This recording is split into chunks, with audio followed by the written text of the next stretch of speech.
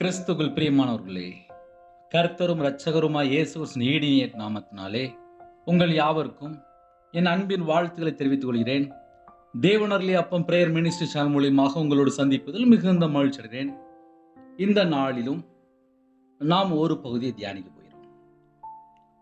நீயோ கடன் வாங்குவதில்லை, நீ அநேகம் ஜாதிகளுக்கு கடன் கொடுப்பாய். ஹல்லேலூயா. கிறிஸ்துவுக்குள் பிரியமானவர்களே, உபாகமம் 15ஆம் அதிகாரம் 4 முதல் 6 ஆகிய வசனங்களில் எழுதப்பட்டிருக்கு. எப்படி எழுதப்பட்டிருக்கு என்று பார்க்கும்போது, இன்று நான் உனக்கு கற்பிக்கிற எல்லா கற்பனைகளின்படியும் நீ செய்யும்படி உன் தேவனாய் கர்த்தரின் சத்தத்தை கவனமாய் கேட்பாயானால், உன் தேவனாய் கர்த்தர் உனக்கு சுதந்திரிக்கும்படி கொடுக்கும் தேசத்தில் உன்னை மென்மேலும் ஆசீர்வதிப்பார். உன் தேவனாய் கர்த்தர் உனக்கு சொன்னபடி உன்னை ஆசீர்வதிப்பதினால் நீ அநேகம் ஜாதிகளுக்கு கடன் கொடுப்பாய். நீயோ கடன் வாங்குவதில்லை, நீ அநேகம் ஜாதிகளை ஆளுவாய், உன்னையோ அவர்கள் ஆளுவதில்லை என்று எழுதப்பட்டிருக்கு. இன்னைக்கு செய்தியினுடைய ஆழத்துக்குள்ள போகும்போது, உங்களோட வாழ்க்கையிலே அப்படி இல்லை நம்ம வாழ்க்கையிலே இப்போ இந்த பூமியிலே இந்த வருஷத்திலே என்னென்ன நடக்கு என்பதை நாம் அறிந்து கொள்ள முடியும். உண்மை உள்ள மனுஷன் பரிபூர்ணமான ஆசீர்வாதத்தை பெறுவான். ஒரு குடும்பத்தில் ஆசீர்வாதத்தை பெற்றுக்கொள்ள வேண்டும் என்றால் உண்மை காணப்பட வேண்டும். கடைசி காலத்துல இப்ப எதை காணும் அப்படின்னா உண்மையை காணும். அதுக்கு எக்ஸாம்பிள் நான் என்னைய சொல்றேன், அது உங்களுக்கு ரொம்ப யூஸ்ஃபுல்லா இருக்கும். என் வாழ்க்கையில நான் ஒரு வியாபாரத்துல இருந்தேன், பல வருஷம் வியாபாரத்துல இருந்தேன்.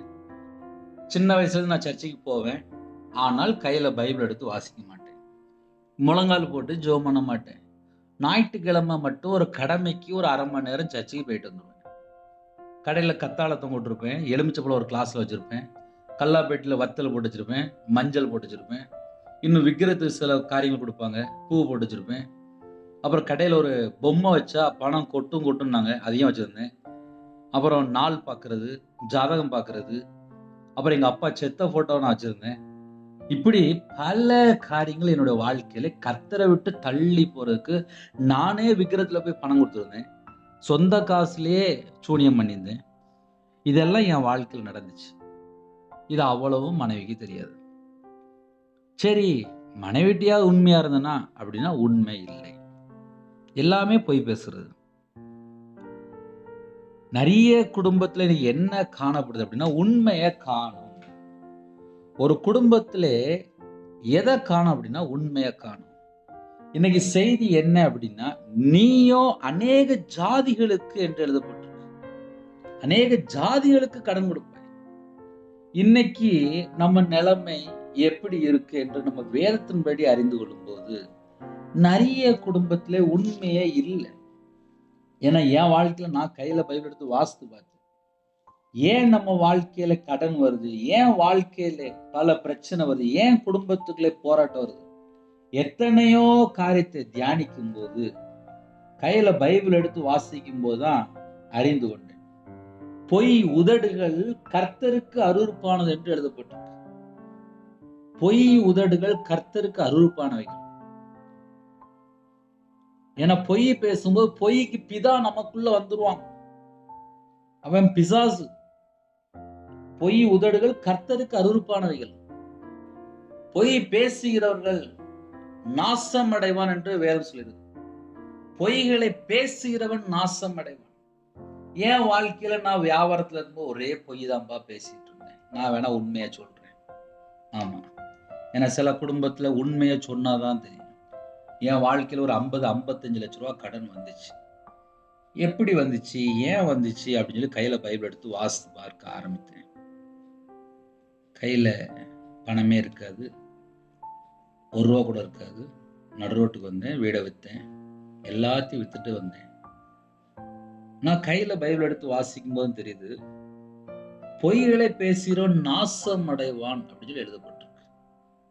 ஆனா அதுக்கு ஆப்போசிட் என்ன பிரதர் இருக்கு அப்படின்னு சொல்லி பார்க்கும்போது, உண்மை உள்ள மனுஷன் பரிபூர்ணமான ஆசீர்வாதத்தை பெறுவான்னு சொல்லி போட்டிருக்கு. அதையும் படிச்சு பார்த்தேன். உண்மை உள்ள மனுஷன் பரிபூர்ணமான ஆசீர்வாதத்தை பெறுவான். என் வாழ்க்கையில உண்மையே இல்லாம இருந்துச்சுப்பா. நான் வேணா உண்மையை சொல்றேன். ஏன்னா சில குடும்பத்துல உண்மையை சொன்னாதான் என்னன்னு புரியும். இப்ப நிறைய குடும்பத்துல என்ன பிரச்சனை அப்படின்னா, கடன் வாங்கினவன் கடன் கொடுத்தவனுக்கு அடிமை என்று எழுதப்பட்டிருக்கு. நான்லாம் நிறைய காரியத்துல அடிமையா இருந்தேன். என் வாழ்க்கையில நிறைய பிரச்சனை, நிறைய பிரச்சனை, நிறைய பிரச்சனை. அப்ப ஏன் பிரச்சனை, என்ன ஏதுன்னு சொல்லி கையில பைபிள் எடுத்து வாசிக்க ஆரம்பிச்சிட்டேன். ஏன்னா எப்படியாவது பிரச்சனை வெளியில வரணும். உண்மை உள்ள மனுஷன் பரிபூர்ணமான ஆசீர்வாதத்தை பெறுவான். அந்த பரிபூர்ணமான ஆசீர்வாதத்தை பெற்றுக்கொள்ளணும் அப்படின்னா என்ன செய்யணும்? இன்னைக்குள்ள செய்தியிலே அழகா இருக்கு. இன்று நான் உனக்கு கற்பிக்கிற எல்லா கற்பனையின்படியும் நீ செய்யும்படி உன் தேவனாகிய கர்த்தரின் சத்தத்தை கவனமாய் கேட்பாயானால். இப்போ நம்ம சில குடும்பத்துல உள்ள காரியத்தை நான் உங்களுக்கு சொல்றேன், அதுவும் உங்களுக்கு கொஞ்சம் பிரயோஜனமா இருக்கும். கிறிஸ்தவர்கள், வேதக்காரர்கள், என்னையும் சேர்த்தான். சில குடும்பத்துல ஆவிக்குரிய திருச்சபைக்கு போவாங்க, எல்லாரையும் சேர்த்தான். நிறைய குடும்பத்துல என்ன இருக்கு அப்படின்னு சொல்லி கேட்டா, கடன் தான் அதிகமா இருக்கு. ஏன் கடன் அதிகமா இருக்கு, எப்படி என்னன்னு சொல்லி பார்க்கும்போது, சில குடும்பத்துல வீடு கட்டியிருப்பாங்க, சில குடும்பத்துல கார் வாங்கியிருப்பாங்க, சில குடும்பத்துல நகை பேங்க்ல இருக்கும், சில குடும்பத்துல பிள்ளைகளுடைய படிப்புக்காக கொஞ்சம் வாங்கியிருப்பாங்க, சில குடும்பத்துல யாராவது பலவீனத்துல இருப்பாங்க அதனால கடன் வாங்கியிருப்பாங்க, ஹாஸ்பிட்டல் இருப்பாங்க அதனால வாங்கியிருப்பாங்க, சில குடும்பத்துல வியாதியில படுத்த படுக்கையில இருப்பாங்க அதனால நிறைய இடத்துல கடன் வாங்கியிருப்பாங்க. இது ஒரு பக்கம். ஆனா இன்னும் சில குடும்பத்துல என்ன நடக்கும் அப்படின்னா, வியாபாரத்துக்காக கம்பெனிக்காக கடன் வாங்கியிருப்பாங்க. சில குடும்பத்திலே ஒரு கவர்மெண்ட் வேலைக்காக, அப்படி இல்லைன்னா வேற ஏதாவது வெளிநாட்டு போறதுக்காக சில குடும்பத்திலே கடன்ல சிக்கிக் கொள்ளுங்க. இப்படி பல காரியங்கள் உலகத்துல நடந்துட்டே இருக்கு. ஒரு குடும்பம் ஆசீர்வாதமா இருக்கணும் அப்படின்னா உண்மை உள்ள மனுஷன் பரிபூர்ணமான ஆசீர்வாதத்தை பெறுவான். பொய் உதடுகள் கர்த்தருக்கு அருவருப்பானவைகள், பொய்களை பேசுகிறவன் நாசம் அடைவான் என்று எழுதப்பட்டிருக்கு. அதனால ஒரு குடும்பத்துல ஆசீர்வாதத்தை பெற்றுக்கொள்ளணும் அப்படின்னா அதுக்கு பல மெத்தட் இருக்கு. ஏன்னா என் வாழ்க்கையில் நான் கையில பைபிள் எடுத்து வாசிக்கும் போது நான் கண்டுபிடிச்சேன். எப்படி கண்டுபிடிச்சேன்னா, நான் உண்மையா வாழல, என் வாழ்க்கையில ஏகப்பட்ட பொய் இருக்கு, என் மனைவிட்ட கூட நான் உண்மையா வாழல அப்படின்னு சொல்லி நான் அறிந்து கொண்டேன். அதனாலதான் விவரமா சொல்லிட்டு இருக்கேன். ஏன்னா சில குடும்பத்துல ஆசீர்வாதம் இல்லை ஆசீர்வாதம் இல்லைன்னு சொல்லி தேடிட்டு இருப்பாங்க. ஏன் ஒரு குடும்பத்துல பிரச்சனை அப்படின்னு சொல்லி பார்க்கும்போது அவங்க உண்மையா இருக்க மாட்டாங்க. இப்ப நிறைய குடும்பத்துல உண்மையாவே இல்லை, எதை கேட்டாலும் போய் பேசுறாங்க. பிள்ளைகள் போய் பேசு, சின்ன பிள்ளைகள் கூட போய் பேசு. நிறைய குடும்பத்துல வாயை திறந்தாலே போய் தான். அதனாலதான் நிறைய குடும்பத்துல கஷ்டம் கஷ்டம் கஷ்டம். ஏன் கஷ்டம் சொல்லி பார்க்கும்போது நிறைய குடும்பத்துல உண்மை இல்லை.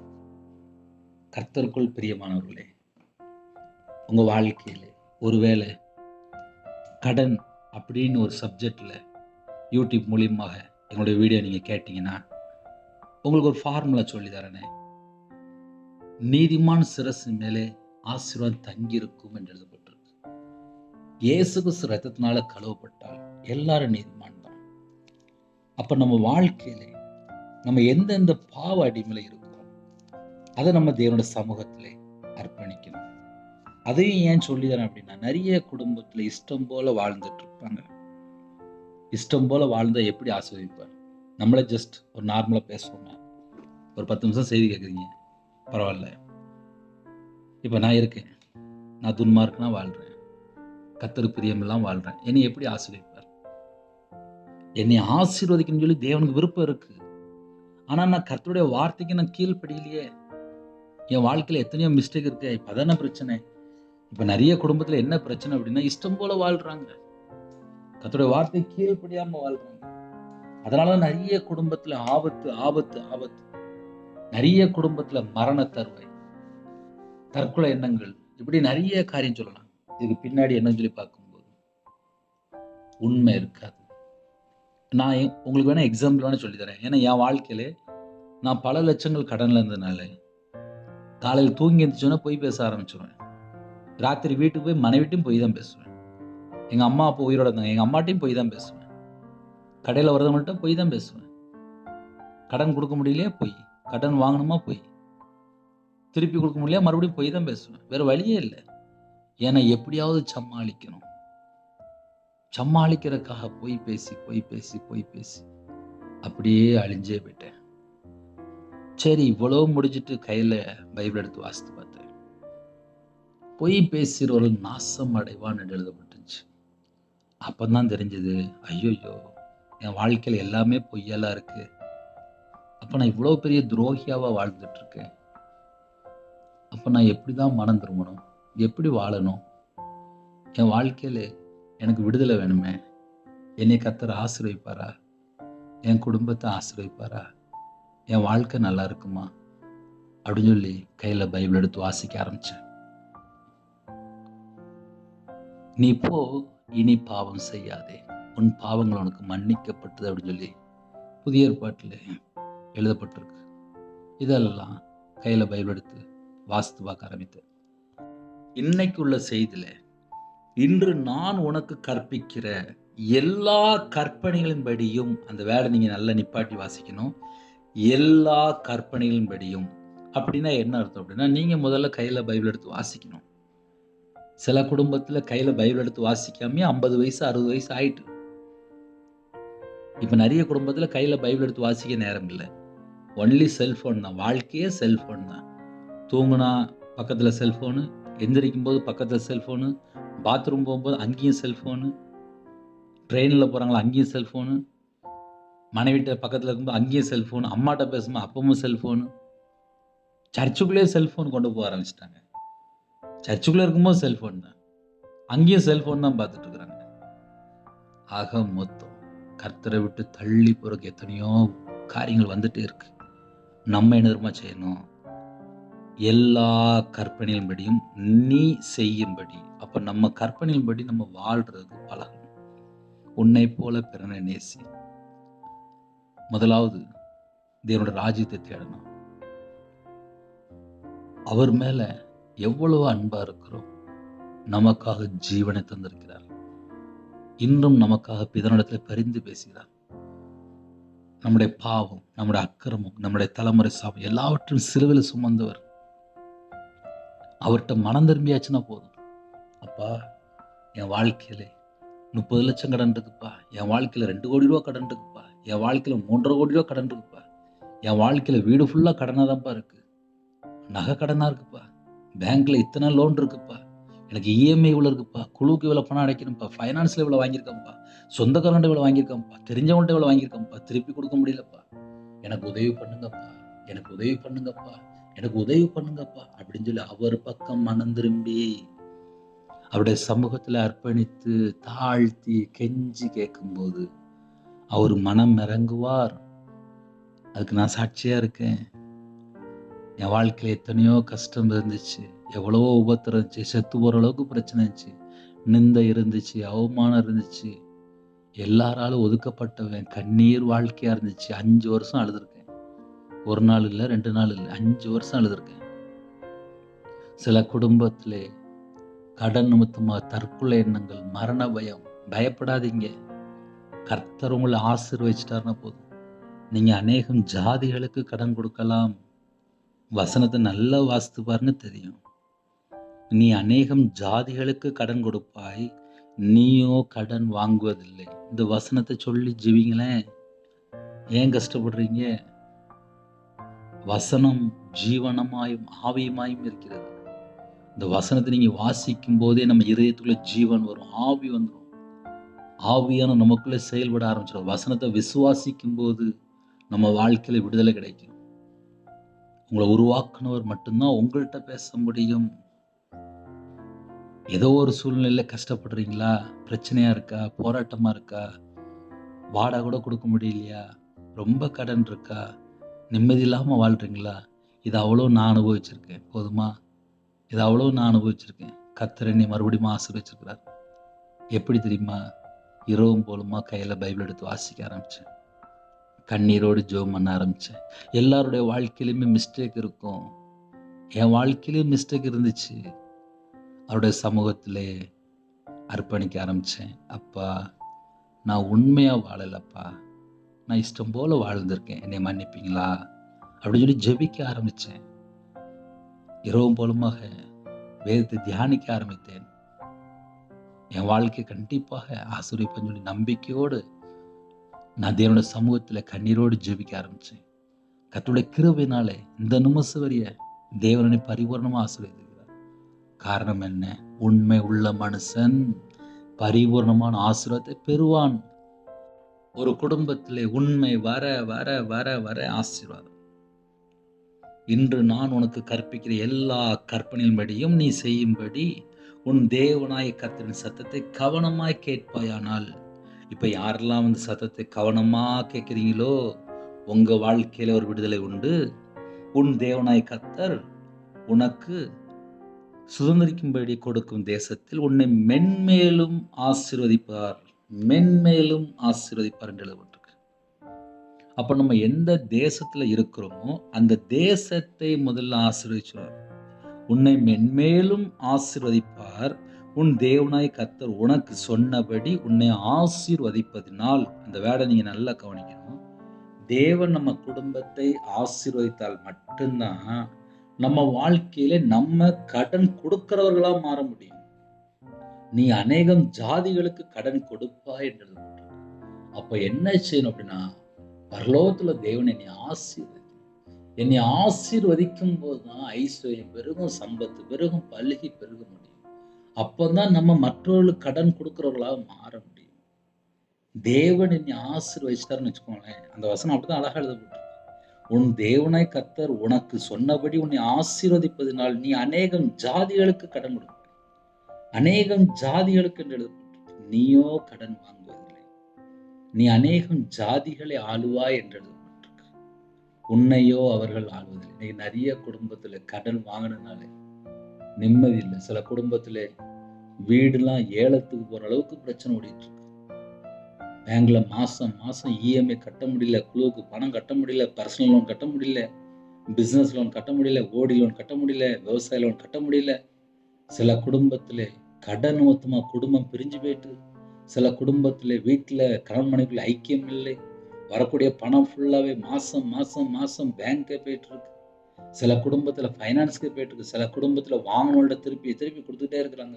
வட்டி மட்டும்தான் போகுது, அசல் போகவே மாட்டுக்கு. எத்தனை குடும்பத்துல எத்தனை பிரச்சனை.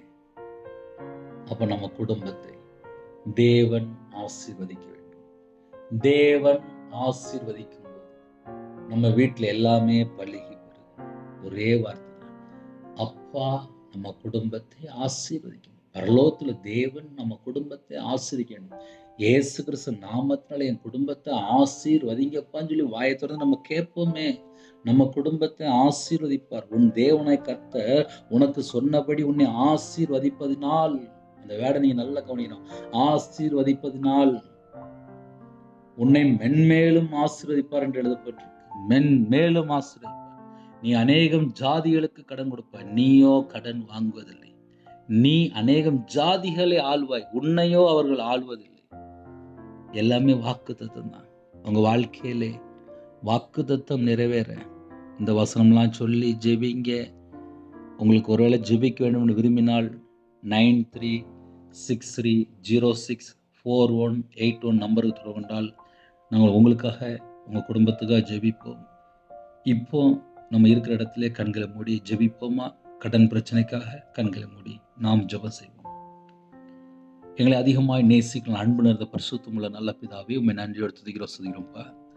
யாரெல்லாம் இந்த செய்தி கேட்டு மன அழுத்தத்திலே வேதனையோடும் கண்ணீரோடும் கஷ்டத்தோடும் பலவிதமான குழப்பத்தோடும் தற்கொலை எண்ணங்களோடும் மரண பயத்தோடு நிந்தையோடு அவமானத்தோடு பல சூழ்நிலை, யாரெல்லாம் கைவிடப்பட்ட நிலைமையிலே யாரெல்லாம் தாழ்த்துறாங்களோ அந்த குடும்பத்தை என் தேவன் சந்திக்கணும்ப்பா, என் தேவன் சந்திக்கணும்ப்பா.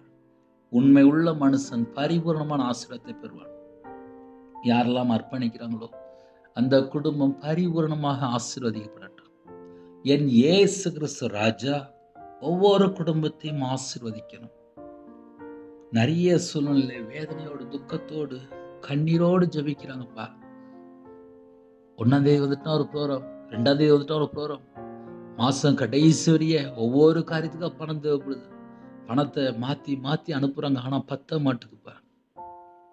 இஎம்ஐ கட்டணும், குழுக்குள்ள பணம் கட்டணும், ஃபைனான்ஸ்ல கொடுக்கணும், ஹோம் லோன் இருக்கு, பிசினஸ் லோன் இருக்கு, சில குடும்பத்துல நகைக்கடன், சில குடும்பத்துல விவசாய லோன், இன்னுமாக அப்பா வெளியில ஃபைனான்ஸ்ல வாங்கியிருக்காங்க, பிரைவேட் பேங்க்ல வாங்கியிருக்காங்க. எத்தனையோ காரியம்ப்பா. சில குடும்பத்துல படிப்புக்காக லோன் வாங்கியிருக்காங்க. ஹாஸ்பிட்டல்ல சில குடும்பத்துல அட்மிட் ஆனதுனால அப்பா வெளியில பணம் வாங்கியிருக்காங்க. எந்தெந்த சூழ்நிலை கஷ்டப்படுறாங்களோ எல்லா குடும்பத்தையும் உம்முடைய ஜீவனுக்கு அர்ப்பணிக்கிறேன்ப்பா. எங்களுக்கு உதவி செய்யறது நீங்க மட்டும்தான்ப்பா. எங்களுக்கு உதவி செய்யறது நீங்க மட்டும்தான்ப்பா. எங்க வாழ்க்கையில விடுதலை தர முடியும்ப்பா. உங்களால தர முடியும்ப்பா. நீயோ அநேக ஜாதிகளுக்கு கடன் கொடுப்பாய் என்று எழுதப்பட்டிருக்குப்பா. நீயோ கடன் வாங்குவதில்லை என்று வேதம் சொல்கிறதுப்பா. இணைந்திருக்கிற குடும்பம் அவங்க என்ன சூழ்நிலை, சில குடும்பத்துல மரண தருவாயில இருக்காங்க. அப்பா அந்த குடும்பத்தை சந்திப்பீங்களா? அந்த குடும்பத்தை சந்திப்பீங்களா? அந்த குடும்பத்தை சந்திப்பீங்களா? அந்த குடும்பத்தை சந்திப்பீங்களா? கர்த்தர் சந்திப்பீங்களா? யாரெல்லாம் அர்ப்பணிக்கிறாங்களோ அந்த குடும்பத்தை சந்திப்பீங்களா? ஒவ்வொரு குடும்பமும் ஆசீர்வதிக்கப்படணும்ப்பா. கர்த்தர் சந்திங்கப்பா, கர்த்தர் சந்திங்கப்பா, மனமிறங்கப்பா. யாரெல்லாம் கடன்ல அடுத்தாப்புல என்ன செய்வது என்று புலம்பிக் கொண்டிருக்கிறாங்களோ அவங்களுடைய புலம்பலை ஆனந்த களிப்பா மாற்றித்தாங்கப்பா. சில குடும்பத்துல ஹவுசிங் லோன் வருஷ கணக்கா கட்டணும். வீட்டுல பார்த்தா அப்பா அவ்வளவு பணம் வரலப்பா. பிள்ளைகள் படிச்சிட்டு இருக்குப்பா. பேங்க்ல நகை இருக்குப்பா. இன்னுமாக வண்டி டியூ, கார் டியூன்னு சொல்லி ஏகப்பட்ட கடன் இருக்குப்பா. எந்த குடும்பத்துல கடன்ல கஷ்டப்படுறாங்களோ அந்த குடும்பத்துடைய கடன் பிரச்சனைக்கு ஒரு முடிவு கொண்டு வருவீங்களா? உங்க பாதப்படியில அர்ப்பணித்து கெஞ்சி கேட்கிறோம்ப்பா. எங்களுடைய குறைகள் குற்றங்களை மன்னிங்கப்பா. கர்த்தர் பிரியமில்லாமல் வாழ்ந்த வாழ்க்கையை மன்னிங்கப்பா. எங்க வாழ்க்கையிலே எங்கெல்லாம் நாங்க கர்த்தர் விரோதமா துரோகம் பண்ணணுமோ, எங்கெல்லாம் கர்த்தர் விரோதமா நாங்க பாவம் பண்ணணும், அந்த பாவத்தை மன்னிங்கப்பா. மன்னித்து எங்களை பரிசுத்தப்படுத்தி உங்க கிருபையால் நிரப்பி எங்களை ஆசீர்வதிப்பீங்களா? உங்க கரம் தொட்டு எங்களை ஆசீர்வதிப்பீங்களா? எங்களை ஆசீர்வதிப்பீங்களாப்பா? எங்களை ஆசீர்வதிப்பீங்களாப்பா? யாரெல்லாம் ஜெபிக்கிறாங்க அந்த குடும்பத்தை ஆசீர்வதிப்பீங்களாப்பா? ஆசீர்வதிப்பீங்களாப்பா? ஆசீர்வதிப்பீங்களாப்பா? என் தேவன் மனம் இறங்கணும்ப்பா. என் தேவன் மனம் இறங்கணும்ப்பா. என் தேவன் மனம் இறங்கணும்ப்பா. என் தேவன் மனம் இறங்க வேண்டும். உம்முடைய கரத்தில் அர்ப்பணிக்கிறோம்.